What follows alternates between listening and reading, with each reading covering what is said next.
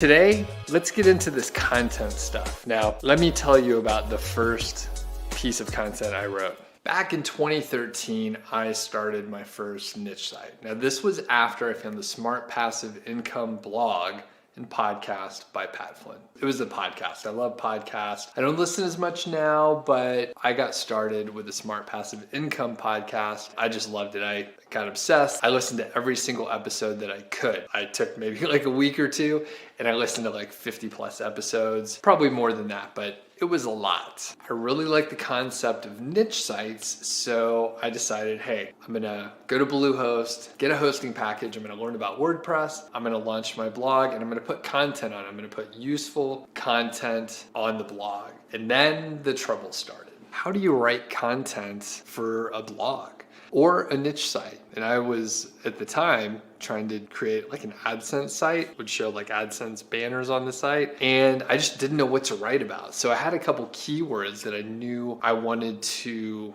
put into blog posts, but I was just like, how am I going to do this? I don't know the topic. I don't understand the niche. I literally know nothing about it. The ideas I'm going to tell you about will be useful if you're brand new to niche sites, but also if you're experienced. So if you're experienced, be sure to stick around. Like, it could be very useful for you. And the thing is, like, when you start working with, say like a new VA, or maybe you're just trying to explain to your friends and family and just other people that don't understand anything about these niche sites, these kind of answers can help you explain it in a simple way. First of all, the key thing you have to understand is you don't want to copy anything verbatim. I get a lot of questions like, can I copy information from other websites? Can I copy information from Amazon? Anything that you're trying to copy verbatim is probably not a good idea. Now, where are there exceptions? Let's say, for example, you take a small quote, couple lines or something from someone's site,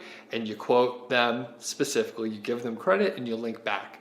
That's probably going to be okay, particularly if it's a small sort of percentage of the overall piece of content. But in general, copying things is a bad idea. Another common question I get is around using sort of like a content spinner where it gathers different like sources from the internet all over the web, like Wikipedia or CNN or other niche sites, and then it sort of mashes them together and uses like a thesaurus to substitute words, so you end up with something original, but usually it doesn't make sense. It's very poorly written because it's done by software. So no copying and no spinning. So that's fairly straightforward. I hope a lot of people weren't thinking that anyway, but depending on where you were looking, it may be referenced. In fact, when I first started, Pat Flynn on Smart Passive Income, referenced using article spinners and stuff like that. And it was common practice back in the day.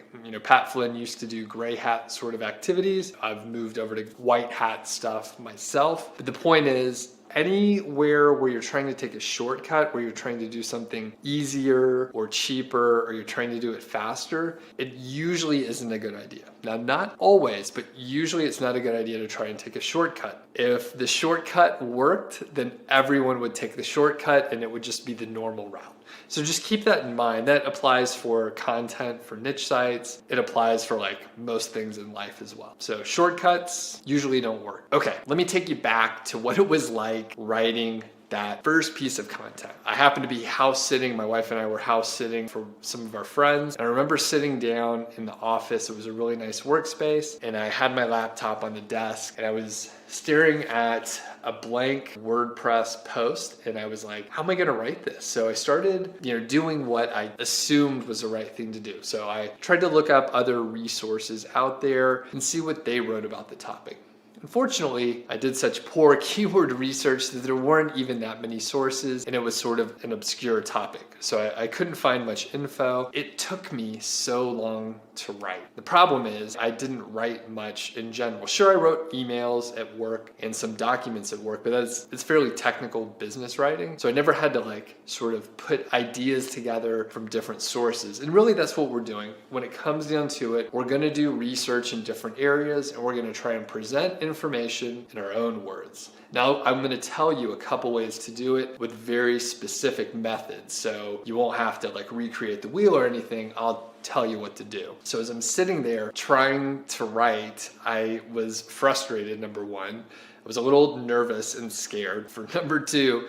And three, I was taking forever because I kind of have this perfectionist attitude, which I am trying to keep at bay. It's useful in some areas, but when you're writing content for your niche site or your affiliate site, being a perfectionist will really slow you down. And here's what would happen. I would look up these sources and then read the information. And then I'm like, okay, I kind of understand what's going on. Let me write some things out. And I felt like I was almost copying it, even though I was putting it into my own words. So I felt a little bad about the content, but I knew that I was actually putting it into my own words. So that was okay. So I would write, say, 2 sentences, and then I would go back to the beginning, and I'm like, is that right? Does that make sense? And then I would write the 3rd sentence, and then go back to the 2nd sentence and do the same process again. For a 500-word post, it probably took me 4 hours, 2 days in a row. So it took me like 8 hours total. I was writing so slow. It was so frustrating. But at the end of the day, I got it done and I published it. It ended up getting like a lot of traffic over time through decent backlinking and stuff like that. Even though it wasn't highly searched for, it ended up getting some traffic. So fast forward like 3 years, where I essentially did the same process. It's called the RPM. It's the research paper method. And it goes back to when we used to do research papers in middle school and high school and college and so on, where maybe you went to the library or you looked stuff up online, you gathered a bunch of resources, you read that information and then put it together into your own idea, potentially like repackaging some other ideas too, and then hopefully inserting your own ideas into it. Now, you don't always have to place your new ideas and arrive at like a new conclusion or anything. There's value in pulling information together. For example, look at Wikipedia. That's a great example where the sources are listed at the bottom. There's references at the bottom that you can go check, basically get an idea of how they arrived at the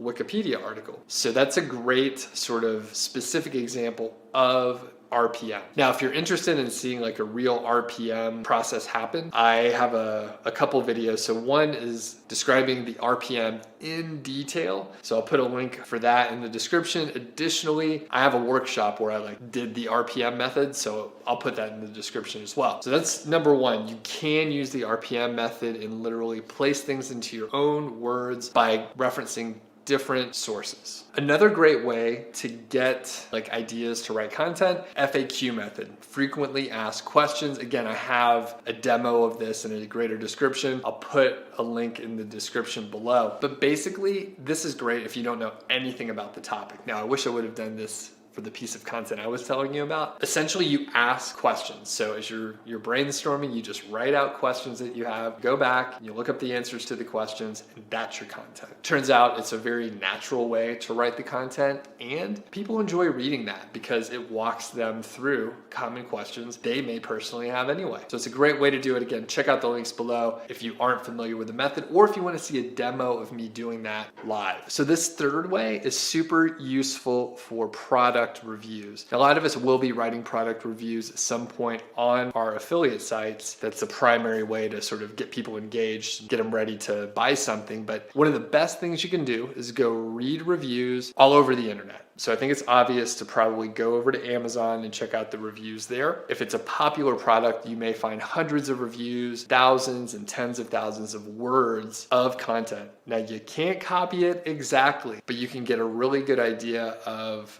what's good about a product, what's bad about a product, and just what users think of it, what real owners think of it. And you can pay very close attention to the vocabulary that people use. You can use the right terminology, and you can kind of get in the mind of an owner, which is very powerful when you're trying to write a review, especially a well-informed review. Further, right, there are other areas that you can do this research. So forums, you may be able to check out a forum and see, again, common questions. There may be product reviews, stuff like that. If there's not forums active, you can go to maybe like a Facebook group or wherever the people that hang out congregate online. So it may be Quora, It may be Facebook groups, it could be Pinterest, maybe it's Instagram, but you can get an idea about different products if you just find where those people are hanging out. And believe me, they're out there somewhere, you just have to find them. And lastly, the biggest tip I have is really go out and find the sources of information, the original sources of information. So I mentioned a few already. It could be, the Amazon details page, it could be the reviews on Amazon, maybe it's forums, maybe it's a Facebook group, maybe it's the manufacturer site, maybe it's the manufacturer of the product. You could take a look at the information on their website. You can look at the manufacturer's user's manuals. The user's manuals are really highly valuable. There's so much detail about specific products, and usually there's like a troubleshooting section, frequently asked questions section. There's like safety warnings and health warnings and stuff like that. All that information is something that you can go out there and consume.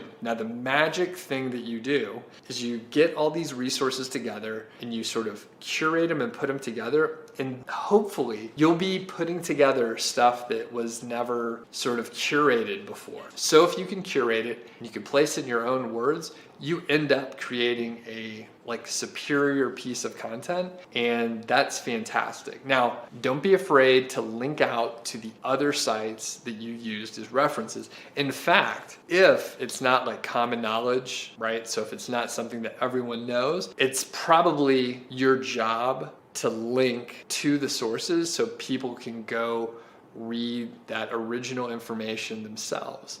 Like further advanced tip is if you go find a good resource online, if they put references in there, you should go follow those original references and then keep digging, right? Keep trying to find the original source of the information, because then it's not interpreted. You really can put together a better piece of information. Now, I hope you realize we went from the very beginning of not knowing how to write content to researching it, pulling resources together. And now I'm telling you, go deep, like find the original source of the information if you can. You may end up going to Wikipedia, finding references that they list, and then following those references, and then following the references of the references. And again, you may end up on like an academic paper where you actually can provide new insights based on all the research you've done.